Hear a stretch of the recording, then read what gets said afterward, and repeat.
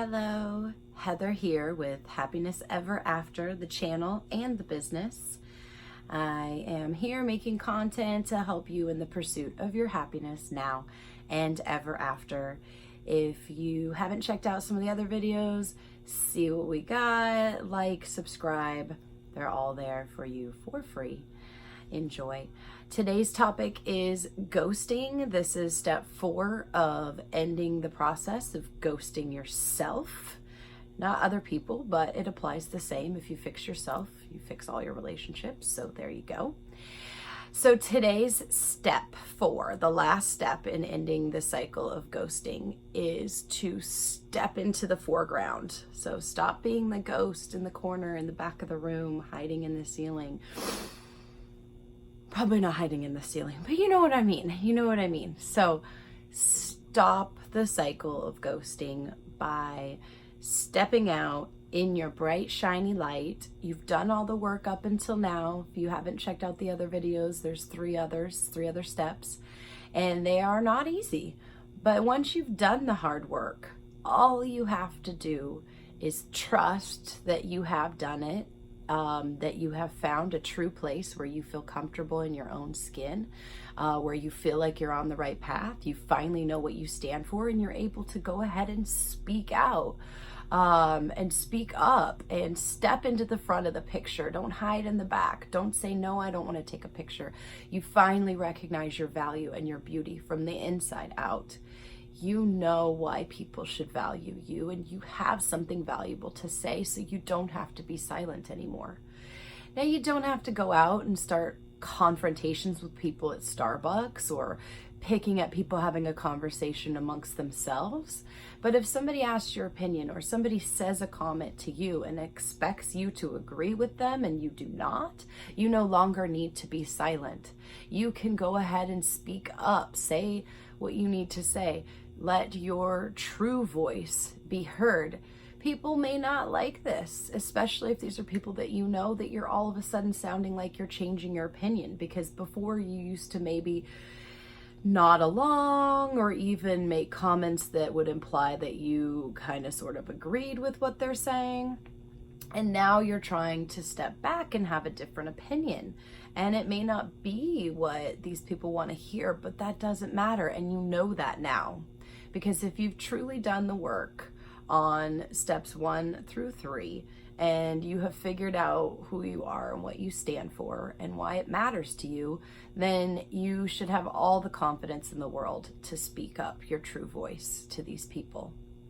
So if there's somebody that's offensive and they're offending something that you value or something that you think is sacred, a race, a sex of people, a sexual orientation of somebody, anything that you feel like you have the right to speak your opinion about, that is, you know, a group of people that aren't there to defend themselves, and you feel like it's appropriate and comfortable for you, you need to go ahead and say something now. Don't let these people keep thinking that these hateful words or these negative thoughts of theirs are something that you also contribute to or that you accept.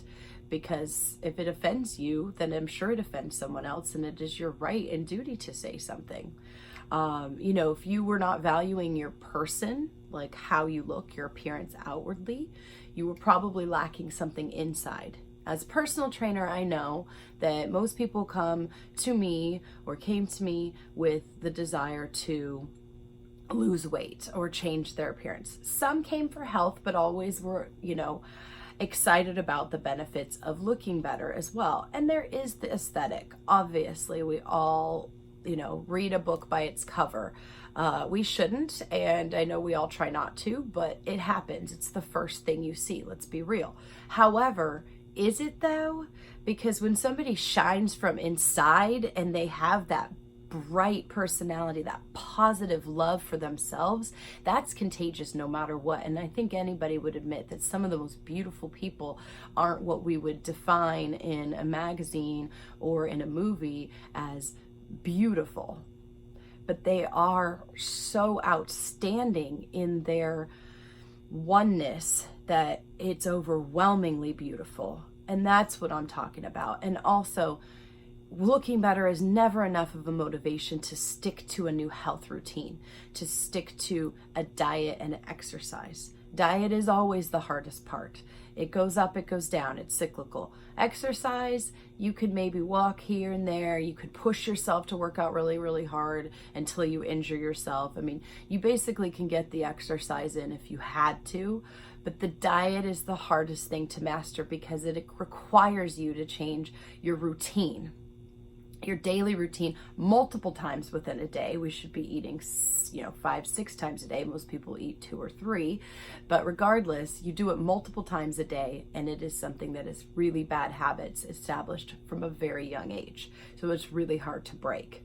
That is why diet is so difficult. And the motivation then needs to be so great and so big and come from so deep within you that you feel like if you don't eat healthy, you will be sick. Like your body is going to be physically ill, you do not feel happy, you do not feel right with the world, the universe, your partner, your friends, you're cranky, you're not sleeping.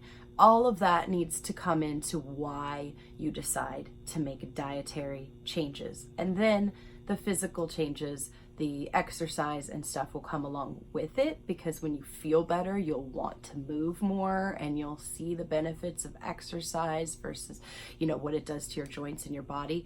So changing how you look is always about doing the self-work.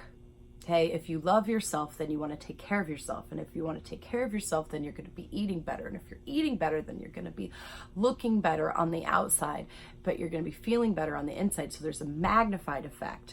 Okay, so everybody that says, oh, I just can't stick to a diet routine, there's some reason why you're stopping yourself from choosing the right foods. There's some reason that you're picking the icky foods as a treat. Okay, so went way too deep into nutrition there, but it really isn't about how to eat, because all the information is out there. It's why you need to eat better, and it's all part of this process of stopping punishing yourself. Stop hiding who you are. Stop not being that better person that you want to be because of XYZ excuse. Get in there, figure out what's causing it, get it cleaned up, and then step out into your power and your light and be a shining beacon for others to try to represent that in them, so that we all can get better here and live much better lives. Okay, there you go. That's my preach. Enjoy your day. Have a wonderful, wonderful, beautiful rest of your week. And until we meet again, my lovelies, take care.